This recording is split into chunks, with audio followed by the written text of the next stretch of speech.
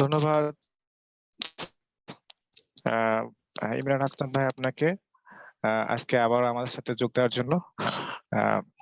এটা খুবই ভালো লাগে যে আপনাকে যখনই আমরা অ্যাপ্রোচ করতেছি আপনি তখনই আমাদের ডাকা সাড়া দিতেছেন এবং খুব গুরুত্বপূর্ণ বিষয়গুলো নিয়ে আলোচনা করার চেষ্টা করতেছেন। আজকে আশা করি আপনার যে বিষয়টা আপনি নিয়েছেন কনস্ট্রাকটিভিজম এবং আমাদের গ্লোবাল যে ওয়ার্ল্ড অর্ডার দেখতেছি সেটা কিভাবে এটার সাথে রিলেটেড এবং আমরা কিভাবে এটাকে এক্সপ্লেইন করতে পারি এই থিওরির মাধ্যমে, আশা করি আপনার কাছ থেকে আমরা আরো অনেক বেটার এক্সপ্লেনেশন অনেক কিছু জানতে পারবো। তো ভাই আমি আপনাকে অনুরোধ করবো আপনি আজকে টপিক সম্পর্কে কিছু আলোচনা করেন। ধন্যবাদ। Thank you, Vadir John. I was actually looking forward to have a discussion with Russell sir mainly because I loved international relations theories and yeah, it was most of my friends would say it was the most boring class in IR, but I really enjoyed it. And I really like the IR theories.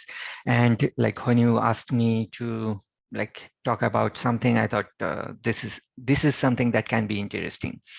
So today I mainly wanted to talk about the idea of the world system theory and the idea of constructivism, how in terms of constructivism, how we can see international politics or the international world order, right? So, but before we can start that, we'll definitely have to talk about other stuff, things like realism or the world system or how things are currently. Because without that, we cannot think about like how it not should be, but how it can possibly be, things like that. So I want to start with a question, and I want to ask I want to start by asking you, in your opinion, what is the nature of international politics? Anyone? আসসালামু আলাইকুম। আমি ওয়ালাইকুম Roman আসসালাম। আক্তার, 48তম অবর্তন আন্তর্জাতিক সম্পর্ক বিভাগ। আমার মনে হয় যে আন্তর্জাতিক রাজনীতির নেচার যদি বলি তাহলে এটা বহুমাত্রিক। যদি আরেকটু বিশ্লেষণ করে বললে যে হচ্ছে যে এটার মধ্যে এক একজন ব্যক্তি এক একটা থিওরি বা এক একটা দৃষ্টিকোণ থেকে একটা প্লেগ্রাউন্ডের মধ্যে তাদের রাজনীতি চর্চা করে। তবে হচ্ছে প্রত্যেকে তার নিজের জাতীয় স্বার্থ বা হচ্ছে প্রত্যেকে নিজের, আমি ব্যক্তিগতভাবে মনে করি প্রত্যেকটা রাষ্ট্র হচ্ছে রিয়ালিজম কে ফলো করার চেষ্টা করে। Yeah, thank you, Romana. That's several of the good points that you brought in. So yes, technically most of the sovereign nations or state follow realism, right? They are interested in their national interest. That's what they want to protect. And based on the current international system, that's what is the conventional wisdom, is that realism is the way to go, right? So one of the most frequent and like simple answer to the question of what is the nature of international politics is that international politics is anarchic. And why do I say that? So the answer is basically rooted in the realistic understanding of international political system. In the realist approach to international relations, since there is no centralized authority or international or like enforce international law. I mean, we know there are international law, but there's no enforcement of that, right? The states are basically on their own and must look after themselves to survive and achieve national interest. That's the end goal, right?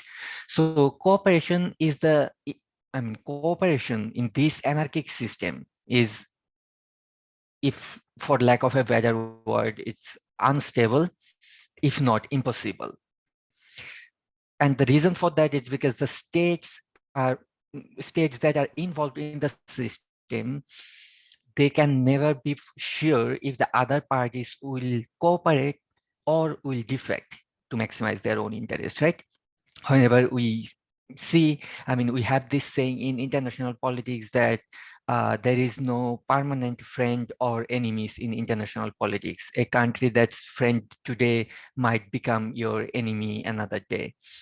in another situation, right? And if you look at the Middle East situation and currently in the Europe, you will see that very well that there are these countries that used to be friends are no more friends, and there are a lot of this kind of back and forth going on.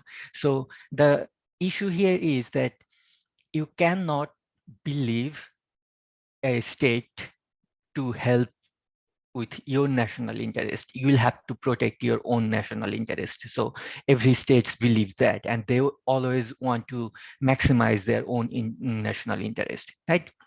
So let's take one of the common issues that's the most fundamental in international affairs, the issue of sovereignty. So sovereignty is defined by a state authority in its domestic affair. It's characterized by non-interference from other states, right? That a state will do whatever it wants inside its boundary, and no one else can say anything about it. I mean, they can criticize, but they cannot interfere with it. Okay, so protecting that sovereignty is undoubtedly the most important national interest, right? Every country wants to be sovereign. So with the Ukraine and Russia, that's what we are saying, that the reason we called it an invasion is because Russia is not what should I call it, like respecting the sovereignty of Ukraine by interfering in their internal affairs or going into their own country, going into their country, right? So this brings the issue of security for a state as a state itself in, so let me put it this way. So that brings us to the issue of security of a state, right? So the state itself is responsible for maintaining its sovereignty and respect other states' sovereignty. According to the realist view, right? And I mean, states are they are concerned with sovereignty, like competitive national interests. So one state's national interest might not match with another state's national interest. Therefore, I mean, security is a major concern for this, and that creates the security dilemma. Again, the example of Russia. So think about it, like from Russian perspective, it's the Russia that is being threatened by NATO, right? Or the NATO alliance. That's why they are invading Ukraine, to create a buffer zone or a demilitarized zone. However, on the other hand, if you think from the Western perspective or NATO countries' perspective, they are trying to kind of gain much hold or put Russia in a position so that their security is ensured, that Russia can no longer be a threat. So it's that dilemma. So we all, I mean, as a student of international relations, are familiar with the security dilemma. So let's talk a little more about it.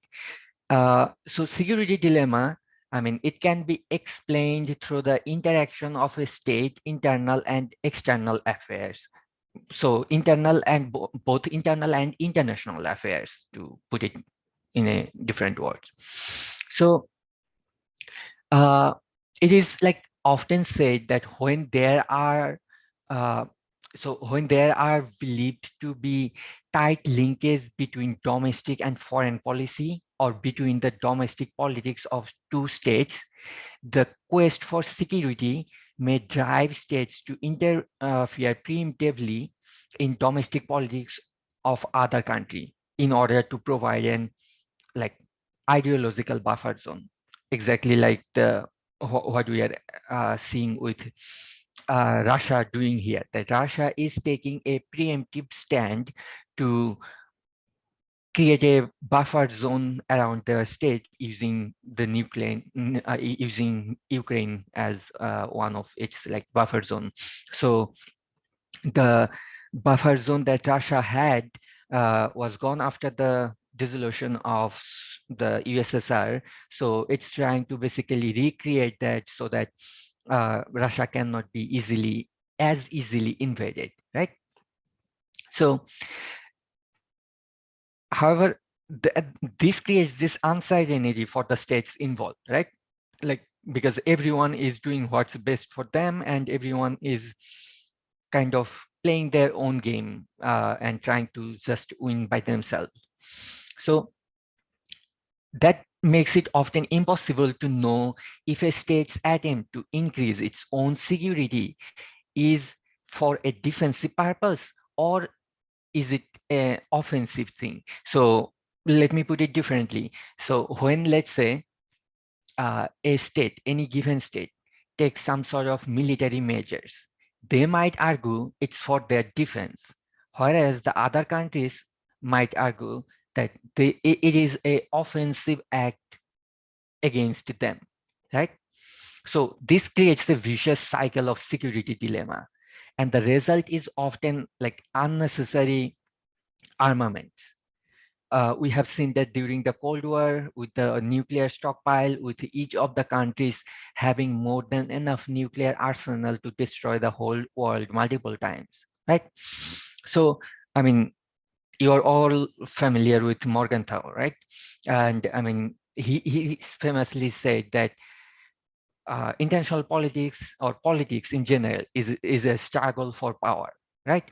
So international politics in the realist domain or in the realistic school of thought is basically a zero-sum game, which game with with multiple actors struggling to be the most powerful of all, right? So that's basically like the issue with the security dilemma. I mean, therefore, based on the realist approach, cooperation is very rare. The world system is basically a brutal arena where states look for opportunities to take advantage of each other, and institutions are weak, and it's a self-help anarchic world, right? It's a very grim scenario when you think about it. Like, there's no, everyone is enemy, fight for yourself, like, and whoever wins takes everything, winner takes it all kind of approach, right? And that has been the dominant both philosophical and theoretical perspective that ruled the international world as of now. And it is going to be like this for the unforeseeable future. However, there are different ways we can look at the international, and there are ways we can think of it differently. And there are already existing things that I'm going to talk about that can tell us that actually there are not everything is as anarchic, and not every time or everything that a state is doing putting other states in a risk, and it's not a self-help anarchic world. It can be a place for cooperation and mutual trust, right? So that's bring us to the idea of constructivism or constructivist approach. So constructivism is basically rooted in the social science theorists. Constructivists, they view the world and how we assign meanings and interpret everything as a social construction, right? Stop me anytime, ask me any questions if you need me to clarify anything, okay? So let me repeat this again. According to constructivists, the world and how we assign meaning and interpret to everything is a social construction. Alexander Wendt, the one of the primary theorists for constructivism, he said that the social construction with I mean, in his work, he showed that social construction of our reality in international relations can be explained by just using one simple like analogy. So for example, one of the argument that he used is that the nuclear weapons that allied countries like United Kingdom or France have is not a threat for the United States. However, when North Korea and Iran has nuclear weapon, it is a threat. Why is that? Can anyone tell me shared something? knowledge, Yes, এটা shared knowledge. And shared নলেজের সাথে যদি আমরা চিন্তা করি, কারণ হচ্ছে যে এখানে গণতন্ত্রের যে বিষয়টা চর্চার ক্ষেত্রে, আর হচ্ছে তারা গণতন্ত্রের পন্থী না। আর দ্বিতীয়ত হচ্ছে যে তাদের বন্ধু রাষ্ট্র বা পরীক্ষিত বন্ধু বলা হয় তাদেরকে, মানে অন্যান্য যে রাষ্ট্রগুলো আছে তাদেরকে পরীক্ষিত বন্ধু বলা হয়। আর এদিকে নর্থ কোরিয়া আর হচ্ছে ইরান হচ্ছে পরীক্ষিতভাবে ওদের শত্রু বলা যায়। এই কারণে তাদের এরকম হয় যে yeah, so the issues that you are mentioning here is one, shared knowledge and shared ideology. That's what the democratic systems comes in, right? So they have the same political beliefs and political ideology and system, and then there's a shared understanding too. So the threat, if we look at it closely, the threat here is not of a material, relational in nature. Does that make sense? It's not the nuclear bomb, because a nuclear bomb is similarly dangerous in whoever's hand it is, right? But you are not scared of one, but you are scared of the another. And it's not the bomb, but it's who controls the bomb, right? And what is your relationship with that person, with that state, right? So since the United States and UK, so US and UK have better social relation and shared understanding, which is unmatched to North Korea, the perceived risk we assign to the threats are different, right? So that was Alexander Owen's like a main example that he drew in to explain the idea of constructivism. So it is like not an absolute reality, but it is created by the shared understanding. In other words, it's called inter-subjectivity. We'll talk about that later on, but let's go on with this basic discussion. So one common aspect between like these two very different approach that we just mentioned. So one is the realist approach and one is the constructivist approach, is that they both agree the world system is anarchic. No one is saying that world is going to be peaceful. When it's a, I think Romana mentioned it earlier, that the world is a multilateral system, right? So there's a lot of actors, and in a lot of actor, it's going to be anarchic, especially when you don't know who is going to do what and who is like who has what national interest at their core. No one is very expressive about that. So it is anarchic in nature. There is no doubt about that. However, the difference in how each of the approach understand that anarchy is different.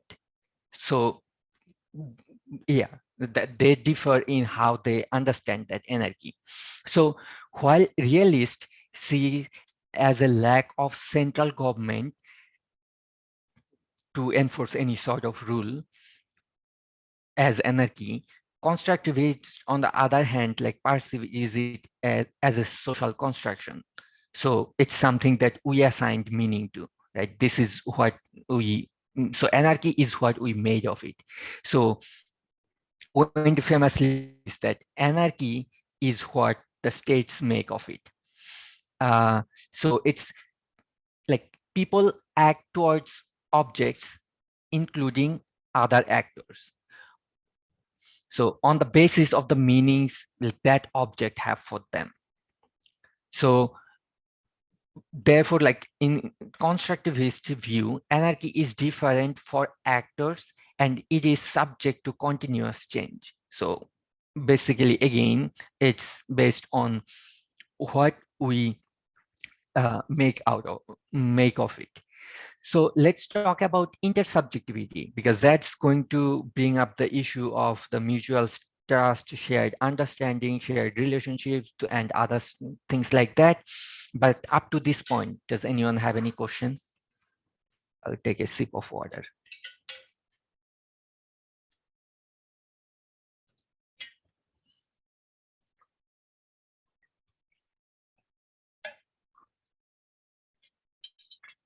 Okay, no question. That is great. Let's start again. So intersubjectivity.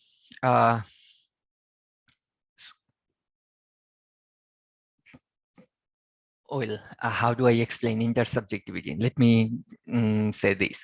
So constructivism stands heavily on intersubjective dimension of human action. What I mean by that, human are cultural beings and have the capacity to assign meaning and significance to issues that does not exist or is different from physical world. So this capacity creates a whole new set of facts that are social in nature, right? These facts rest on human agreement and requires institutions for it to sustain. These facts are abstracts and only exist because we agree that they exist.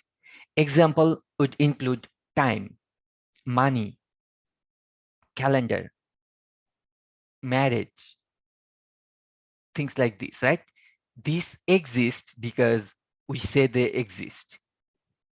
We made up what makes 1 minute or 1 hour or 1 day, right? We could make it different. Same for the calendar, same for money. This in contrast to things of like a rock or a river, right? Those are you cannot assign meaning to those. A rock is a rock. Regardless you agree or not, I mean, it's not going to change its physical properties, right? So, however, even in that physical fact, when we call a rock, it's because we have all agreed to call it a rock, right? We could call it something else, but we have all agreed that it's called a rock or it's called a river. It could be named anything. And in different culture and languages, other people have other words that indicate to that physical object that's called rock with a different thing, but they have a different word for it, right? To keep it simple, we can say that constructivism is about human consciousness and its role in social and therefore international life. So another core difference in understanding of anarchy between constructivist and others like new realist and institutionalist lies on basically the perception of identity and interest. New realist and neo or institutionalist or neoliberals, in other words, so they tend to see identity as externally forced and attributed interest to anarchy, right? And attribute interest to anarchy. Constructivists argue that any actor in international system can have multiple identities that are socially constructed through interactions with other actors. Right? Again, let's take the same example of North Korea. North Korea's relationship with, let's say, UK is different than North Korea's relationship with China, right? It's the same. It's the same North Korea, but two different countries looking at it differently. So that's where the social construction comes in. So this interest that we are talking about, they are in fact handled by assumptions, not withstanding claims to the contrary, right? So it's, yeah, basically we are like assuming or assigning meaning to something and agreeing, okay, this is the fact. So in other words, to put it very simply, its perception is reality. Like what we perceive to be true is true for us. So if you believe in something, I mean, that's true for you, right? No matter how strange that is for other people. Okay, so this like neo-utilitarian, or what's the Bengali word for that? I don't know. I didn't write my exams in Bengali, so I don't remember all the words. The neo-utilitarian scholars, they basically fail to answer the vital questions of how actors in international relations acquire their identity and interest, right? Therefore, their theory fails to address the questions of how and only concerned with like what. So answering how answering how actors came to develop their identity and interest needs like the constructivist view, because you cannot explain that from the realist view or even idealist view, because then they are only going to say, they are only going to be able to explain what, but not the how. But constructivism can actually explain the how of this question, and that makes things much more interesting. And I think you might agree at the end of this talk and discussion that yes, I mean, we can, it does make sense, and if we agree, we can change things. And when we say we, if just 10 of us agree, it's not going to be a thing. We'll need a lot more people to agree on that. Okay, so constructivism, therefore, it understands the international reality from human consciousness perspective, right? It maintains that social and international reality is both ideational and material in nature. It focuses on the ideational factor that has both instrumental and normative dimension. Moreover, constructivism also argues that international reality is a result of both individual and collective intentionality, and it depends on the place and the time. It is changeable because, again, we are thinking about, or we are talking about, what do you call it? We are talking about social construction. So definitely time and place will play a role in that. So this point again directs towards the understanding of inter-subjectivity. And so we talked about like the idea of shared knowledge or collective knowledge, right? The collective knowledge is that it's shared by all who are competent to engage in or recognize the appropriate performance of a social practice from a range of practices, right? That is to say that our shared realities are product of intersubjective meaning, and it exists because of social communication. Social interactions between actors are fundamental for intersubjectivity. This can be related back to the original argument that we talked about, like when saying that US is threatened by North Korean nuclear nuclear program, but not that of United Kingdoms or France's, right? Because it's about this, the common social knowledge and social communication. Okay, so what does it all mean? Like, okay, we understand that there are shared interest, shared knowledge, and a shared communication system that makes it easier for people to agree on stuff.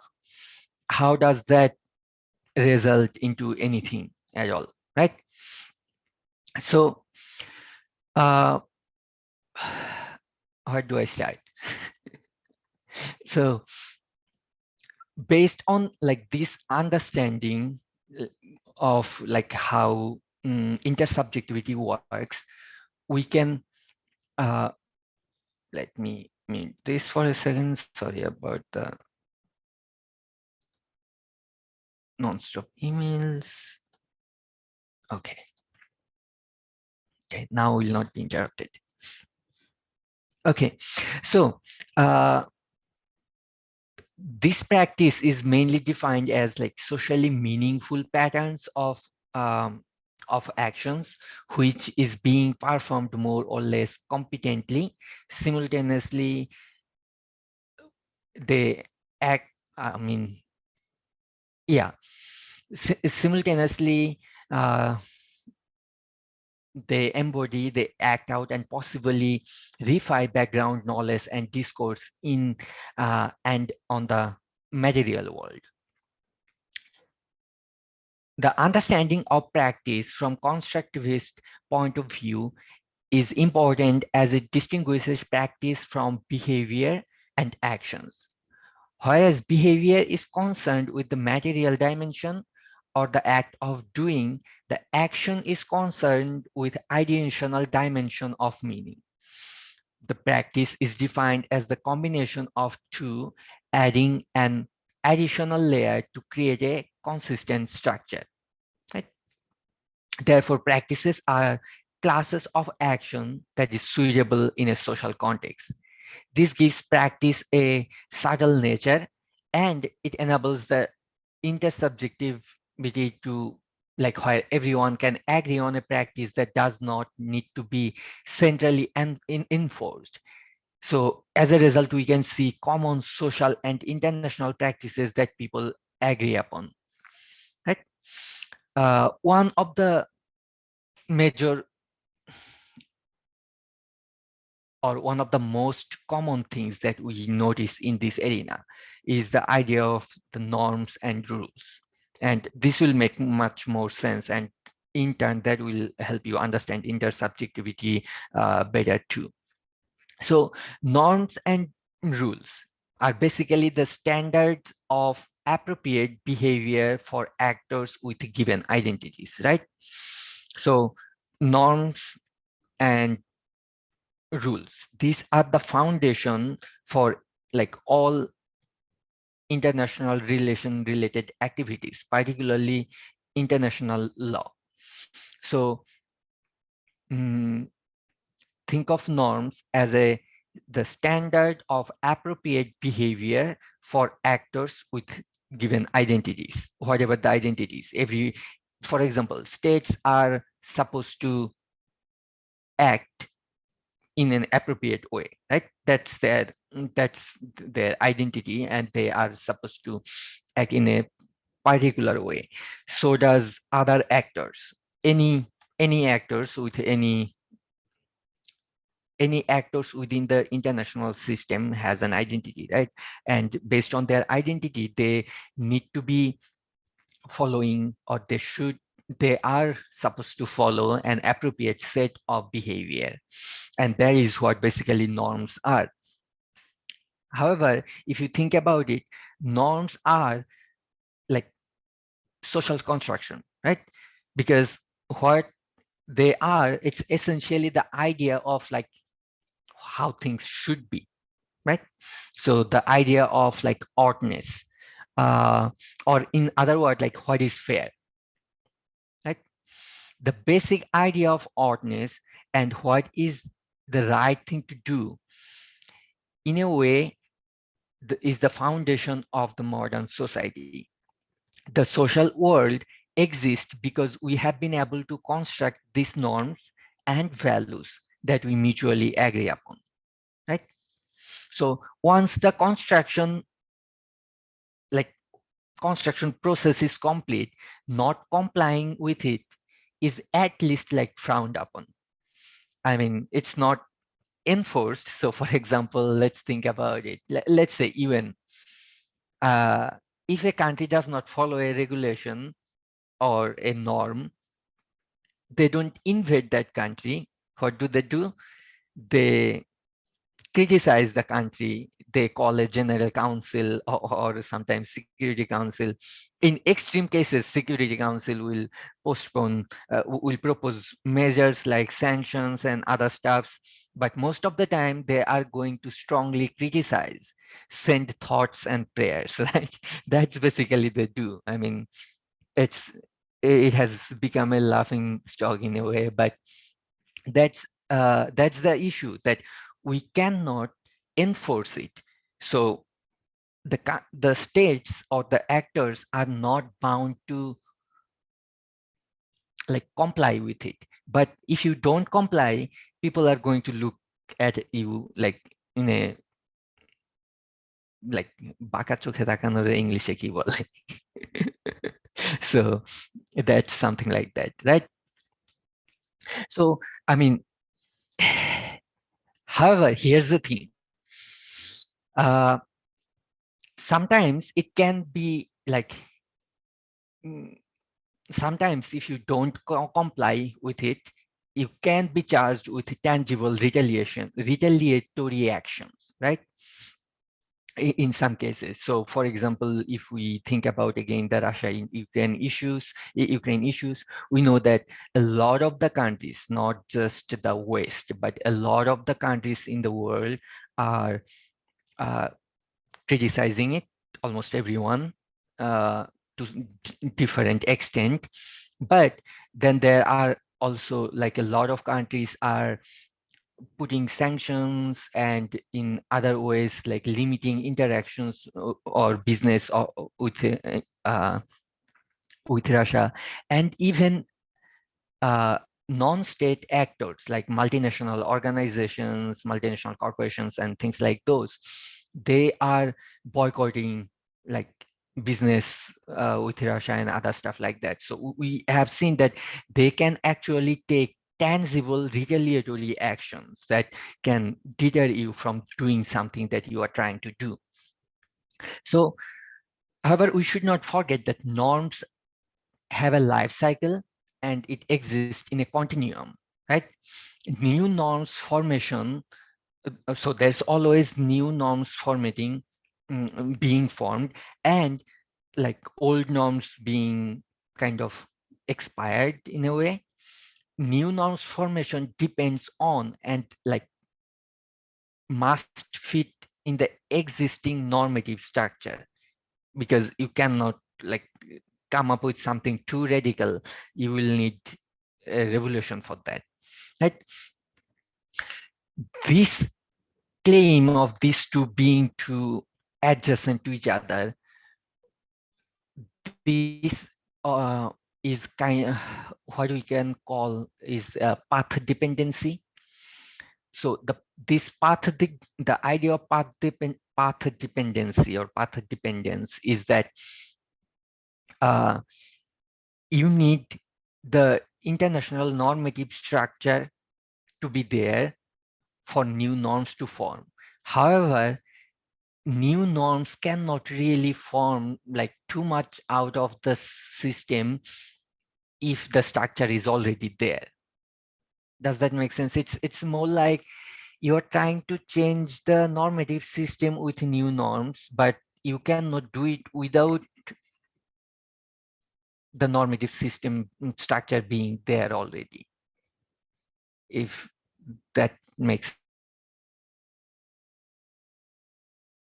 any sense. So what happens with this is that some norms, because of this dependency, some norms are internalized faster than others, right? Since norms are social construction, they are subject to change. However, the more internalized any norm is, the higher the chance of its resistance to change.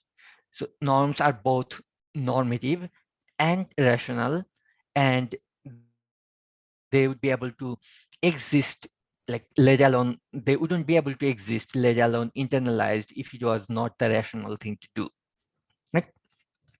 So they are often like shared as a domestic practice, and then it becomes internal, like more internalized, right? So when we think about like who comes with like these norms, you can call them, let's say, norm entrepreneurs.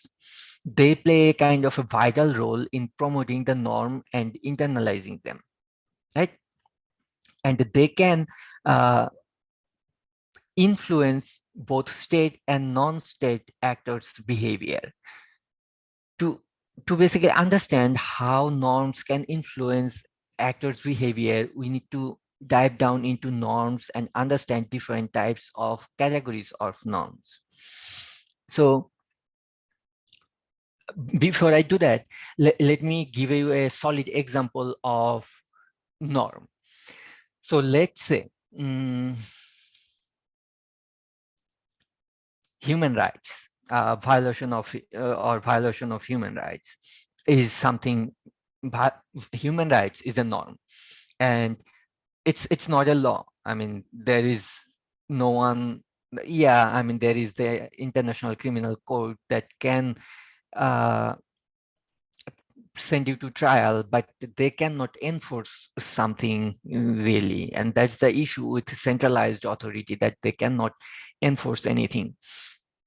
However, when you think about it in this way, that they can at least push towards a change, they can make it happen. And again, the more internalized a norm is, the more strong it becomes. Human rights has been highly internalized. I mean, almost all the countries in the world believe in universal human rights, to some more than others. But I mean, it's a no country in the world will say, what is human rights? We don't care about that. Everyone is going to say, no, we care about human rights, we respect human rights, but the practice might vary, right? So that's a norm. However, there are like a lot of different type of norm. So norms, if we think about it, norms can be regulative or constitutive. Regulative norms, regulative norms order and constrain behaviors, whereas constitutive norms create new actors, interests, or categories of actions and practices, right? So there's the two type. One is the regulative. Basically, as you can understand from the word, it helps with regulation. It constrains or order a behavior. And the constitutive norms, they create, as the word says, constitutive, it creates new actors, new interest, or new categories of actions or practices, whatever you want to do that. Another way you can distinguish norm is by what they based on what they do actually, right? You can divide the norms into, again, two categories in this sense. One is the evaluative, and another one is the prescriptive norms. So one is evaluative and another one is prescriptive. So one basically evaluates, that another one says how it should be, based on that. However, I mean, norms are context-based. They are not independent of their setting, independent of the setting of their environment, right? This is because norms are generally by social, they are generated by social interactions or relations. Given the diversity that exists in the world system, norms are often adopted based on the cultural context and not as it is. So therefore, norms can be seen as the guidelines based on the oddness we talked about, or what is fair.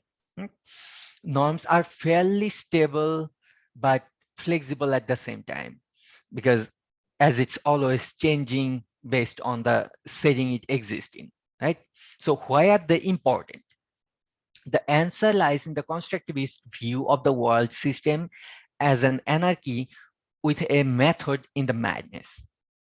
So norms therefore provide a framework that indirectly guide the international relations, so to say. Norms make the international cooperation possible and more likely as an alternative to power exercise, which is the realist version, right?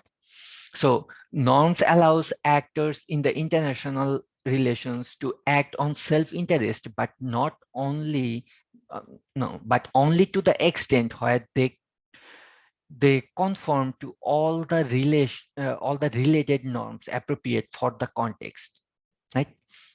Again, we need an example here. So you can do something based on your self-interest, but there are certain things that you will have to honor, certain things that you cannot break. For example, sovereignty. You cannot interfere with that. It's something globally accepted, and you cannot just ignore that. This is basically what we see occurring in the international relations in the contemporary world. Countries, they adhere to the international norms, and if an actor break a highly internalized norm, other international actors will respond to that. From this perspective, norms can be seen as a kind of a reciprocal in a way. If an actor does not comply with the norms, it cannot expect other actors to adhere to the norms when it's dealing with the given actor, right? So think about it this way. The moment you invade someone, if someone invades you, you cannot say you are invaded. Does that make sense? Like if you don't respect other people's sovereignty, you cannot expect other people to respect your sovereignty. So that's the city element of the norm. So as we mentioned like several times already, that norms are like always changing with time and context, right? It shows that there is a life cycle for like how norms are constantly being like updated or modified. With the increasing complexity of international relations, like and the rise of non-state actors to prominence and the changing nature of conflicts, norms play an even more important role in keeping the international world hang together. This also brings us to the idea of norm cluster. So, and okay, I'm not going to go more in depth into just theoretical discussion. Let's think about what we have talked so far. So first of all, we talked about intersubjectivity, right? And then we talked about like different norms and how norms are formed. And we talked about how norms are like changeable based on time and constant and context. Now, the idea of norm cluster is basically a group of norms. So norm cluster, when we say, it's basically a group of norms which allows for multiple combination of conceptually interlinked but also distinct values and behavior, offering multiple acceptable solutions to the similar and kind of interlocking problems, so to say, right? So the norm cluster creates a cycle of change and that provides a flexible environment for the actors to work in, right? With the norm, the issue of norms also is the idea of the diffusion of norms. So earlier we have talked about this, right?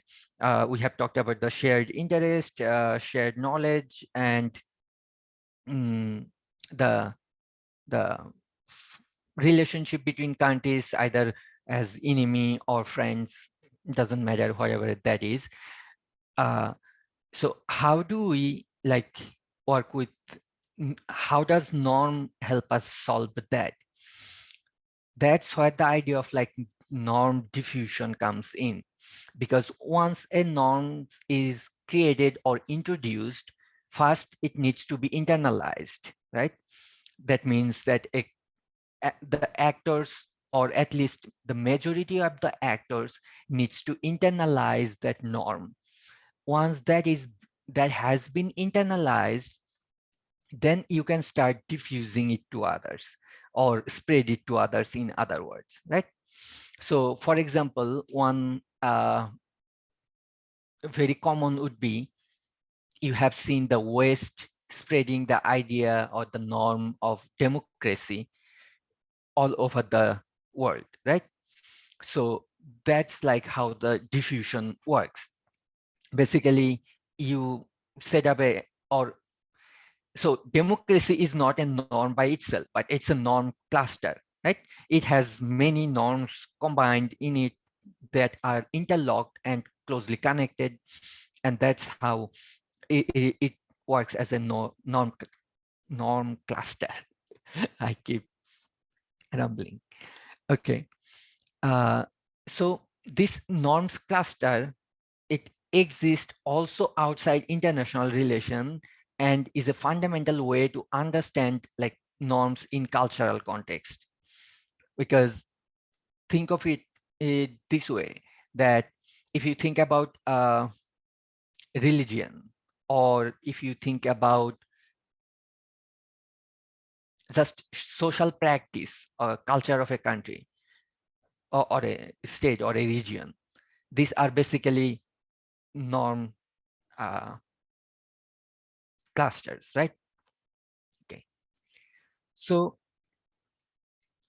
the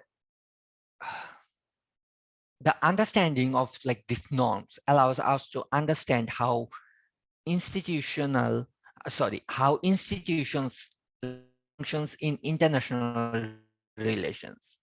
Norms as building blocks of institutions, and institutions are the vehicle of reaching order in an anarchic world system.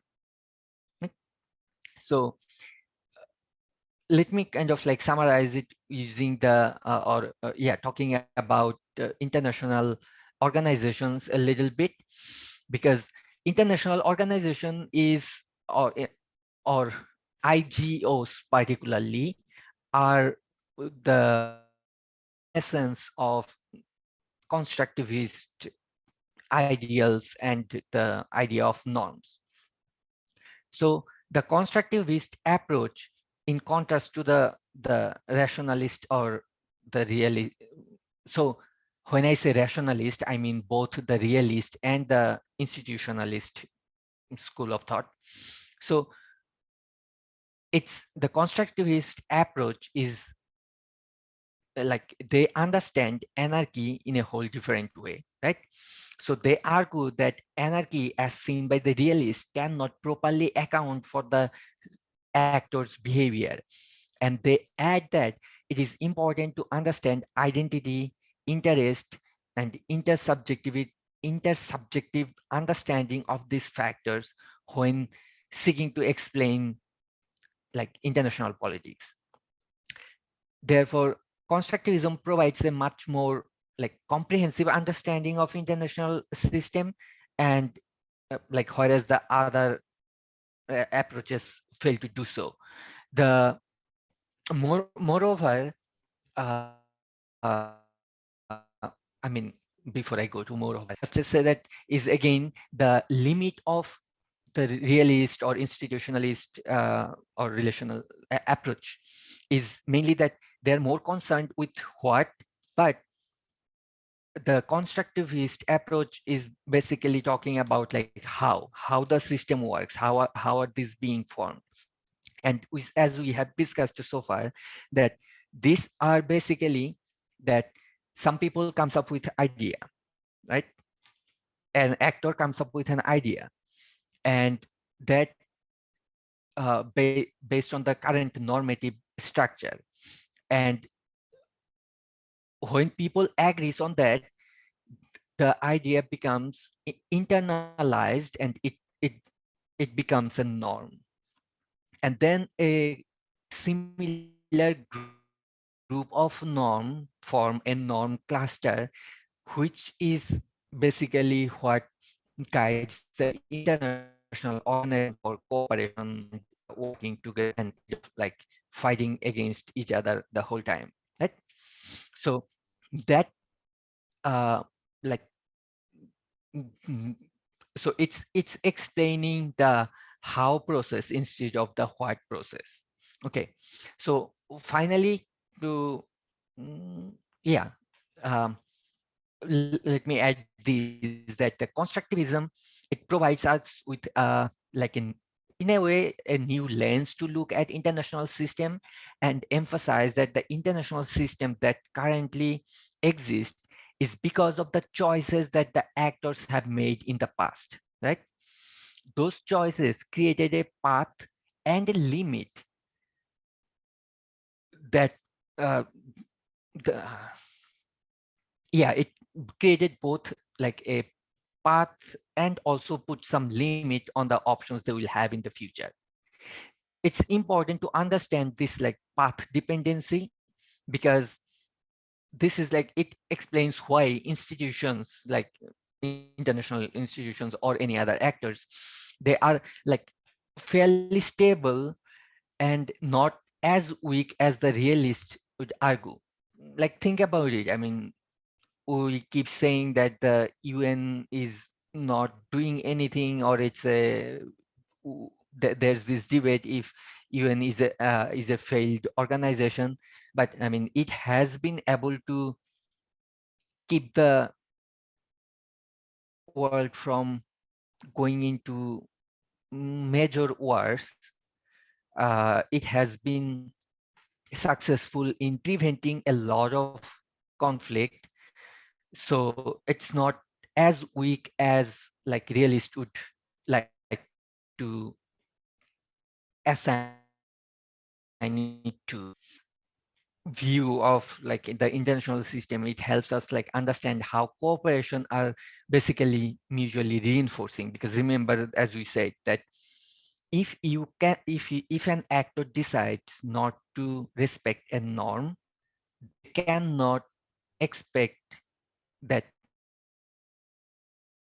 they cannot expect that others will respect that when it comes to them. So another like point in another point to is that like the constructivism allows us to rethink the international system as our construction. Therefore, it is subject to change. And if the actor decides to, and if the time and context permits, we can like change how the international system will work in the future. Because I mean, that will not change now. It will need a lot of introduction of different norms and a lot of uh, shared understanding. But the current system that we have is a product of the two world war we had, right? So the decision that was made mm, during those uh, period is what created this system. And it is changing and evolving all the time. And the decisions that we make today in international affairs is going to form the normative system of the future, and then yeah, normative structure of the future, which will allow either newer norms to form or to perish, the older norms to perish. So basically, I just want to say is that the international system is structurally anarchic, yes, but we must understand that the anarchy is what the actors makes of it, right? It's not that the, it can be, it does not necessarily need to be, the anarchy does not necessarily need to be an uh, it does not necessarily need to be a bad thing. It can be seen as an opportunity to grow, and it can yeah, it's definitely an opportunity that the we have the options to create norms that will rule our actions and create a more stable world and create more actors, like especially centralized actors like UN and such, that will be able to kind of guide, if not govern, the internal system, which that's a discussion for another day.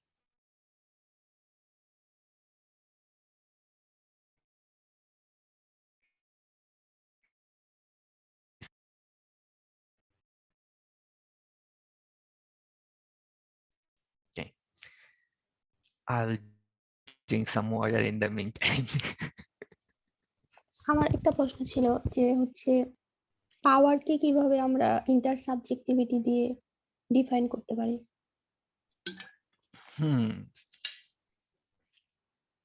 Very good question. So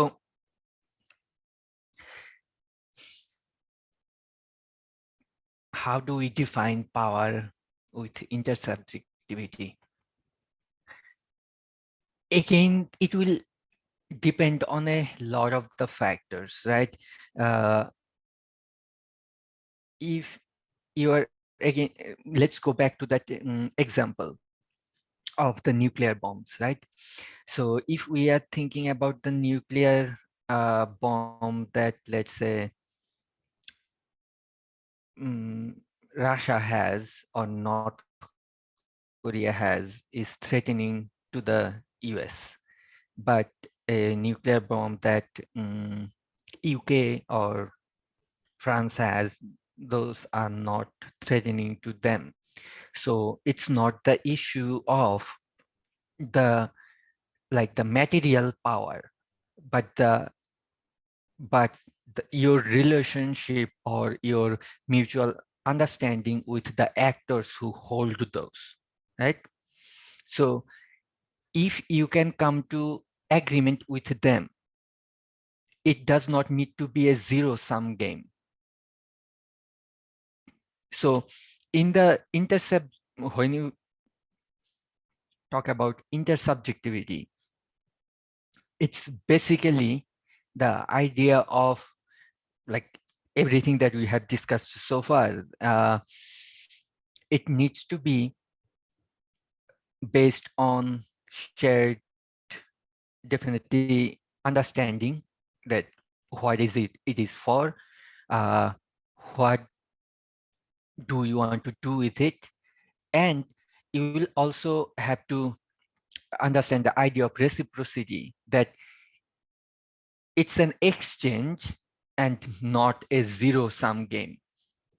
So that way, it's not like when we think about power from the realist perspective, it's basically who has the most power takes everything, or they rule whatever they want to say. But if you don't think of it that way, but as an exchange, then it's a give and take and not winner take all.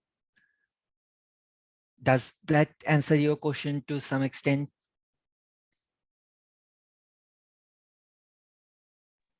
আমার কাছে আরেকটু clear হওয়া দরকার ছিল।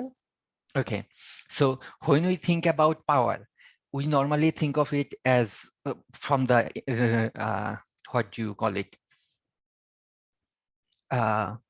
realist point of view, and that's like what the dilemma is, because if you think of power as a mean to achieve something,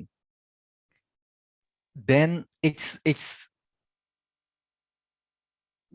how do I put it, like you're forcing someone or coercing someone to give you something, right?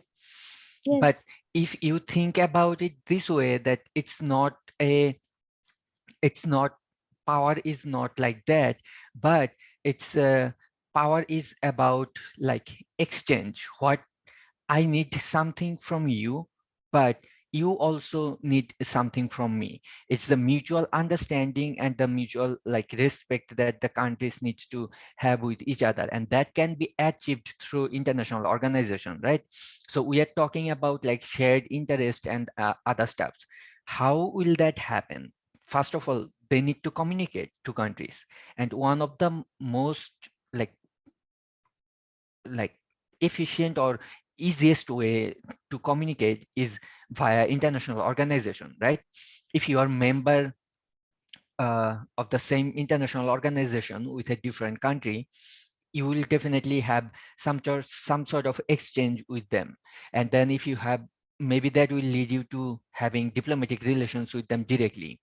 And then that will lead to business and other form of relations, and it will create a dependency. There will be a common interest that you both want to do. So you don't, then the power, the idea of like the power from the realist perspective goes away, because then it's not about forcing, or it's not about fear anymore, but it's about, this is what I need and this is what I can do.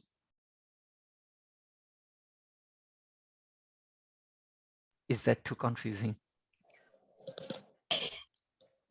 হ্যাঁ, আমি এবার মোটামুটি বিষয়টা বুঝতে পারছি। আমি একটু বলি তাহলে হয়তো Yeah, yes, কতটুকু yes, বুঝতে পারছি। definitely. যে আমি যেটা বুঝতে পারছি যে হচ্ছে পাওয়ার বলতে তো আমরা কোনো কিছুর ক্ষমতাকে বোঝাই, বা কোনো কিছু অর্জন করার ক্ষমতা বা হস্তক্ষেপ করার যে স্পৃহা, ওইটা বুঝতে পারি। তারপরে যখন হচ্ছে আমরা আন্তর্জাতিক সম্পর্কে যদি পাওয়ারকে ডিফাইন করতে যাই, তখন রাষ্ট্রের সাথে রাষ্ট্রের যে সম্পর্কের বিষয়টা ওইটা আসে। এখন যদি ইন্টার সাবজেক্টিভিটি বলতে মানে আমি যা বুঝতে পারছি তা হচ্ছে যে মানে কোনো কিছুই আসলে আমাদের যে বিষয়গুলো আমরা ম্যাটার মনে করি, কিন্তু ওই প্রত্যেকটা কোনো বিষয় আসলে ম্যাটার না। আমরা ম্যাটার, সমাজ আমাদেরকে ম্যাটার তৈরি করছে, বা আমরা এটার সাথে সমাজের সাথে একমত, এই কারণে বিষয়টা একমত, বা এই কারণে বিষয়টা আছে, না হয় হচ্ছে এটা কিছু না। এখন যখন হচ্ছে ইন্টার সাবজেক্টিভিটিকে যখন আমরা পাওয়ার দিয়ে, মানে পাওয়ারকে যখন ইন্টার সাবজেক্টিভিটি দিয়ে আমরা বুঝতে গেলে, তখন এটা অনেকটা আমি কনফিউজ, তাও আমি যতটুকু So ধরতে পারছি। intersubjectivity, again, I mean, you are right on the point, right? Intersubjectivity is we need to understand, we need to have, so if we think about that in a very plain sense, it's a shared meaning. It's a yeah, shared understanding, right? That's the very simplest way to understand intersubjectivity. Now, the way we understand power is what I'm saying from the constructivist point of view. We don't define power from constructivist point of view. We define power from realist point of view. And that's why there's the issue of the state exercising power over other actors and taking something using power, right? But if we agree that is not like how it should be or how it is, then we cannot do that anymore. So the whole, like the norm structure needs to change, and new norms needs to be formed and diffused. Right? If like each and every country in the world says something is unacceptable, like if all the actors agree, one single actor will not be able to do that. If they do it, they will have retaliatory action against them, right? So that is like what the issue is. So I can like see where it is confusing, that the current understanding or the definition of power we have is from realist point of view. And if you think of it, if you try to think of it from a intersubjective and or use the idea of intersubjectivity to understand power, the correct or the current understanding of power we have is that winner takes it all. But that cannot be the always the case. I mean, right now, unfortunately, it is kind of like that. But I mean, things are changing. So, for example, just to think about like the US invasion of Afghanistan and the war that was there for like more than about 2 decades. So how much did the power work there? I mean, US had all the power, but it didn't, it replaced Taliban with Taliban at the end, right? So that's the idea, that the understanding of power, that the way you are thinking or the way, I'm not saying you are thinking it this way, everyone thinks of power that way, because that's how it is set in the international system as of now. But the constructivist argument is that we can change that. I mean, we can change it to be different and change it to be something that's more, I don't want to use the word constructivist, but more suitable for like cooperation and peace. জি, আমি এবার মনে হয় একটা মানে বুঝতে পারছি। মানে হচ্ছে পাওয়ারের যে সংজ্ঞাটা আমরা বর্তমানে বুঝতে পারি, বা পাওয়ার বলতে যেটা বুঝতে পারি, এটা তো মানে যদি আমরা কনস্ট্রাকটিভিস্ট দৃষ্টিভঙ্গি থেকে চিন্তা করি, তখন হচ্ছে পাওয়ার তো মানে প্রত্যেকটা বিষয়ে চেঞ্জেবল, মানে কনস্ট্রাকটিভিজমের মতে ইন্টারসাবজেক্টিভিটি দিয়েও তো পাওয়ারের ডেফিনিশনও হয়তো চেঞ্জেবল। তো এটাও হয়তো একটা সময় Definitely. চেঞ্জ হতে পারে। এবং আমরা আমাদের মানবিকতা এবং নর্ম এবং এসব বিষয়ের মাধ্যমে পাওয়ারকে বা হচ্ছে বর্তমানের যে মানে ঝামেলাগুলো আছে বা সমস্যাগুলো আছে, এগুলোকে আমরা পরিবর্তন করতে পারি। এটাই কি Yeah. আসলে বিষয়? Yes, exactly. Just think about this, and you brought up like a really interesting point in here, is that it is changeable, right? Think about the idea of sovereignty. Sovereignty is a huge idea in international relations now, right? No states want to interfere with anyone else's sovereignty unless like they are severely threatened or they think it's the last thing that they can do. Why? Sovereignty did not exist before sorry. When was the Treaty of Westphalia? I forgot. It was a long time ago. 1848 সাল, Yes, something like that. Like 1848 সাল। before that, there was no like solid idea of sovereignty, right? I mean, it existed in different like versions, but the idea of sovereignty was not as solid as it is now. So it was constructed. Why? Because of the intersubjectivity, right? People like, I mean, the international actors came into agreement saying that this will be the norm. Every state will be sovereign, and then they will, I mean, other will not be able to interfere with their internal affairs. So similarly, let's say after some event, all the state actors decide this is what power is, or this is the way you can exercise power. That will limit how, like, what you mean by power or what you can do with power. জি, আমি এবার মোটামুটি আলহামদুলিল্লাহ Okay. পুরোটা বুঝতে পারছি। Okay. আপনাকে অনেক অনেক ধন্যবাদ। No, it was good. It was a good discussion. Thank you for that.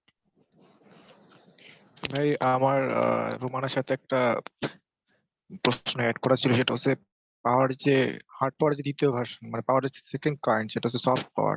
সেই সম্পর্কে কনস্ট্রাকটিভিজম যারা আছে তাদের আইডিয়াটা কি? মূলত এখানে তো আমরা ম্যাটেরিয়ালিস্টিক ভাবে উইপন্স ডেভেলপমেন্টের কথা বলি না, এখানে আমরা টু সাম এক্সটেন্ট আইডিয়েশনাল ডেভেলপমেন্টের মাধ্যমে কারো কাছ থেকে ইন্টারেস্ট পার্সু করার কথা বলে থাকি।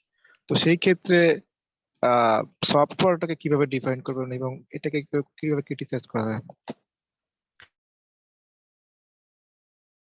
So software to, I mean,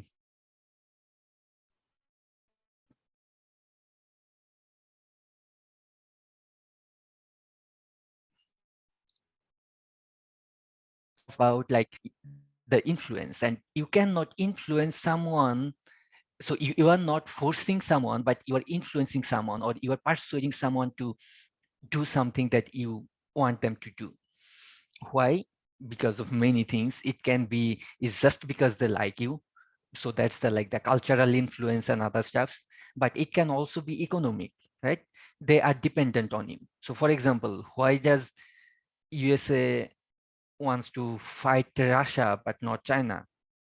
The dependency is very high between Russia and China and USA, right? The economic dependency. But with Russia, that's not the case. So those kind of issues. So the soft powers are basically that's like where the constructivist theorist or constructivist idea is like, that is what should be considered power and not the materialistic one in an ideal world, because you don't want to bomb people. But everyone will have some sort of leverage so that they can say, this is what we want and this is what we can offer. So to like put it like simply, soft power is the power, is the like the main power or the definition of power from the constructivist point of view. Like that's how power should be, or that's the fair power.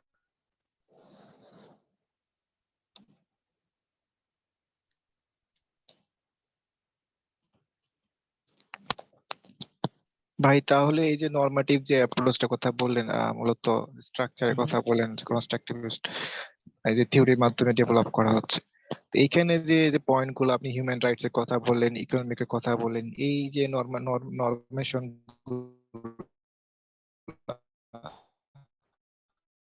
তাদের leverage হিসেবে মানে ব্যবহার করে না পাওয়ার ইনফ্লুয়েন্সের ক্ষেত্রে।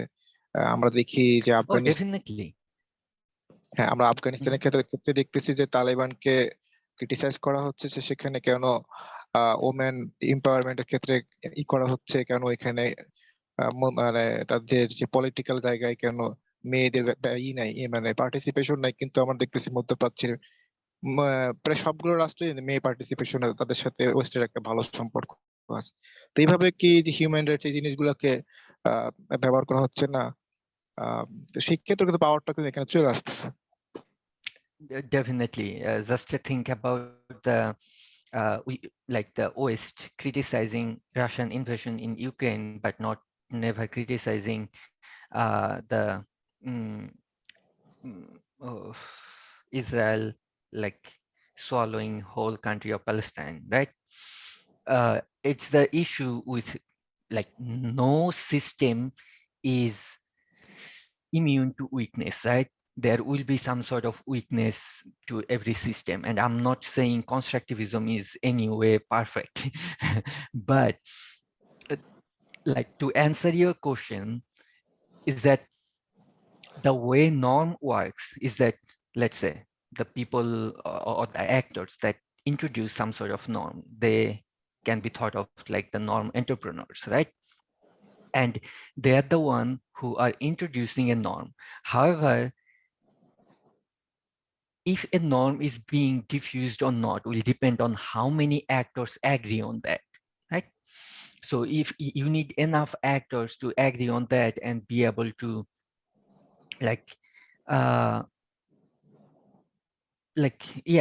have that mutual understanding or shared knowledge. Without that, it's not going to be like possible. So but that also like causes these issues that let's say the Middle Eastern countries or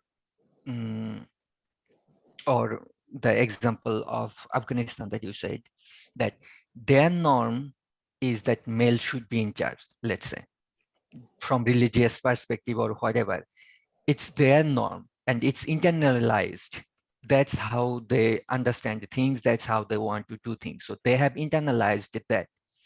That's a norm to them. That's their value. That's why they don't want to do it in another way, right?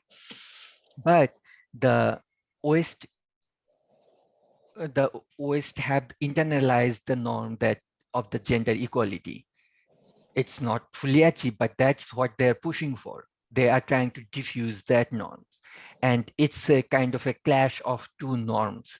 And you cannot have two norms like fighting for the same position in the normative structure. Like one will have to be dominant over other.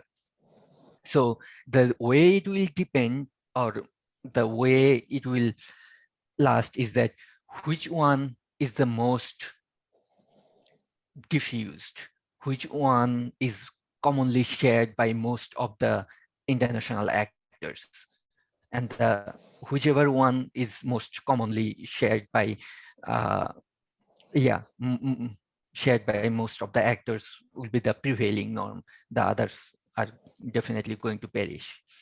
So let's say right now the Western norms are the most prevailing one because they have the large block. But again, I'm just using that example that you said, that the females in power position, right?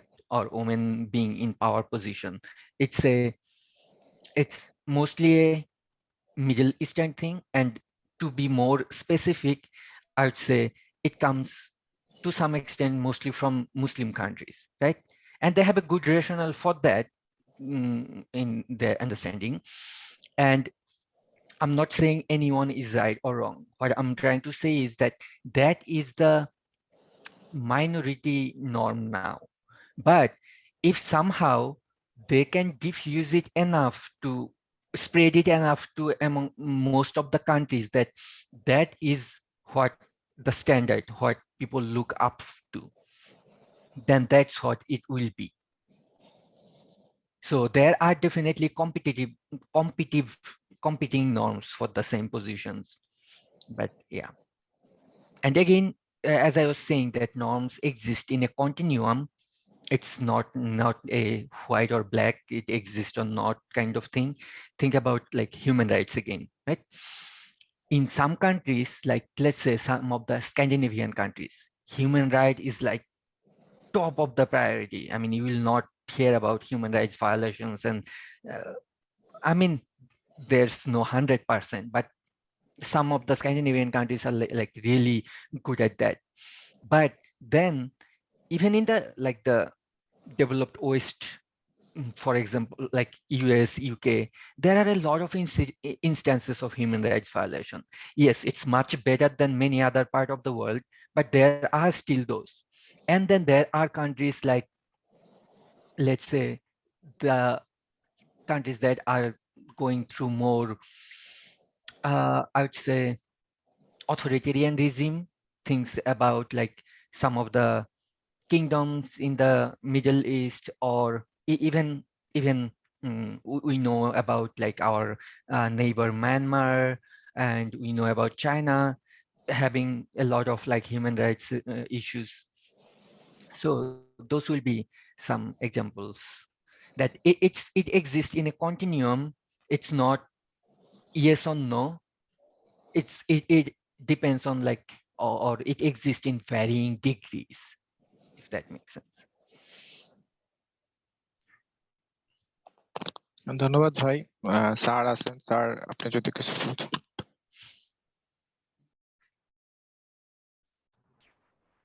Thank you, Imran Hasnat. Sangam How sir. are you? I'm doing well, sir. How are you? Thank you so much for giving us another opportunity to attend your lecture. In fact, constructivism is one of our favorite topics, and it's a, I would say it's a kind of a relatively new theory, new subject, and it has already generated some serious discussion among the academics, and it's kind of a popular topic also, because I mean, scholars were kind of tired of the two extremities, realism and liberalism, and then they have found a common ground, a middle ground, I would say, Yeah. uh, in constructivism. And it makes sense a lot. In fact, I mean, beyond the parallelisms of realism and liberalism, we have always seen that ideas matter, you know, and there Exactly. is an unseen structure, which is academically called ideational structure or non-material structure, which has been discovered by the constructivists, which we didn't discover before that. We could not recognize that even academically. So I think that's the biggest contribution of constructivism. And Exactly. Yeah. um, but in recent times, I have had some rethinking regarding world politics and other things, and uh, I feel like realism, to some extent, is coming back and getting a little bit more uh, acceptance among the students of higher. And there are some practical reasons, examples. For example, uh, in the wake of the current crisis, Russia and Ukraine, now we have seen that the United States and the West is trying to reach out China. Okay, and they are also trying to have some sort of understanding with Iran. Okay, so uh, if you consider that these two countries are not do not share Western values or ideas, I mean, they are fundamentally different. Okay, but still the West is trying to reach out them and to have some sort of uh, uh, relationship, or who knows, in future they might have an alliance, politically, militarily speaking. So if that happens, then that would be kind of um, uh, you know uh, a realist position re-strengthened. Okay, so Mhm. how do we explain that through constructivism? So I will say that actually, I mean, it's not as realist as it seems. Yes, the initial idea, it seems that it's very realistic of the West, or especially US, reaching out to Iran and uh, China. China for like kind of to stop them from joining Russia in a way. And also like they need oil too. So there's those realist issues. But as you said, that it also brings this opportunity of, I mean, it can be a new turning point, that this might be what starts a new relationship. And then that can help with like new sort of cooperation and some sort of like shared values and understanding. Because the way I think the norms work is that, I mean, they are always subject to change, right? So the Western norm so far has been kind of, West has tried to diffuse it in a way that it's more like, this is how it should be, and this is what you should follow. But the realistic understanding of like norm is dynamic and organic in a way. So it grows based on like all the actors' contribution. So maybe what it was lacking is the Eastern perspective. And when the West gives the East that opportunity to incorporate their norms and values into those, it will create some more like universal solidified norms that are more intersubjective in nature. So I see, as a short term, it might seem as a very realistic thing, but it's as I think, as mentioning earlier, that the international system that exists now is the result of what the past generations have, the decisions that the past generations have made. So the decisions that are being made now will form the new world order. So I think it's more of an opportunity than going back to realism. And I also would like to add that during wartime, I think everyone tries to think of the realist way, because there's some pessimistic and nihilistic view that comes inherently with unstable world environment. So I think that is to some extent to blame too, that people tend to realize that not that much cooperation is there.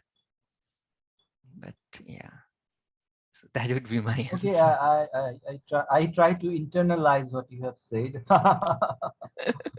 Okay, but in my understanding, it is a little bit problematic for the constructivists now to explain, and I think constructivism is to a large extent correct in explaining, how ideas work and how ideational relationships are Mhm. shaped. But at times, I think there must be, or there might be, realist nuances which cannot be avoided. Yeah, yeah, And if I use the postmodern idea of power knowledge nexus, then I think it is even more nuanced, because if power controls everything, knowledge and ideas, everything, then ultimately it remains realist. You understand? yeah. But I don't subscribe to this, position. In my understanding, constructivists are quite correct, and it is possible and happen that ideas, unite people, unite states, unite nations, and but at times due to realistic tendencies of the human beings and the states in general, we might have some disruption. Okay, so yeah. I totally agree with you that on that, sir. Like it's kind of, I think, goes back to, do we believe in Hobbes or do we believe in Rousseau? Mhm. Are we inherently the uh, beast that like Hobbes kind of painted State of us? nature. Yeah. Yeah, Yeah. that like, are we that brutal, or is it actually like the more of like, is Rousseau more correct that we are not naturally bad, but it's the scarcity of resources derived by the modernization and other civilization that has kind of made us like this. So most of the times it seems like Hobbes is correct, but I like that there is some truth to the Rousseau's understanding, because we are not inherently evil, like at our core. Yeah, I mean, we are capable of like doing pretty awful stuff, like human history is full of that. But I honestly believe that we are not inherently bad. And as a result, I mean, so individuals are the smallest actors, right? But we make up of any actors in the international system. We are the very basic unit of those, like the microorganism working behind the scene. So if we are not inherently bad, those actors should not be inherently like bad either. And I think sometimes it is a conflict, but That's true. I would also like to add that yes, we may not be bad. I mean, there is no way to prove it. I think biologically, okay, or scientifically. Some psychologists believe. I mean, based on what realism has been developed actually, that humans are plainly bad, but evil exists, evil ideas, evil tendencies, evil, I mean, interest. These things exist. And now, how I define evil, that's up to me or up to you. Okay. If we go through the religions, the religious scriptures, there is an, very specific idea of evil, right?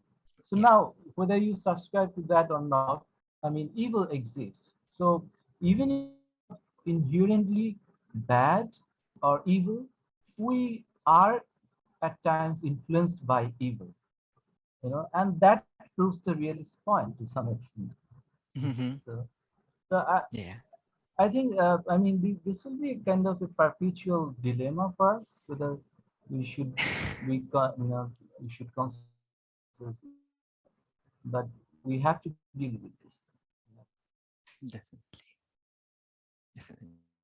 And I mean, that's the, I think, the power of constructivism, that ideas matters, and how we think of ourselves, that if we perceive something to be true, it is true, or it can be true. Right. So if we generalize it. And in this current, crisis, Russia-Ukraine war, here I find constructivism even more relevant. Mhm. How we Yeah, explain the position of the West having so many kind of contradictions in the previous positions. Mhm. How now we can explain the position of Russia. I mean, all these things actually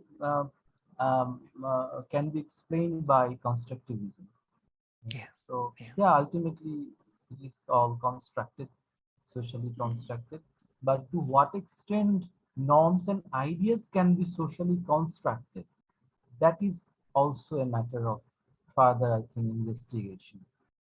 Because Definitely. a lot of people in this world would believe or do actually believe that norms are divinely ordained. It has some Yeah, universality. you know so it is not really constructed. So whatever it is, constructed or not, I think norms, ideas, these things matter. definitely.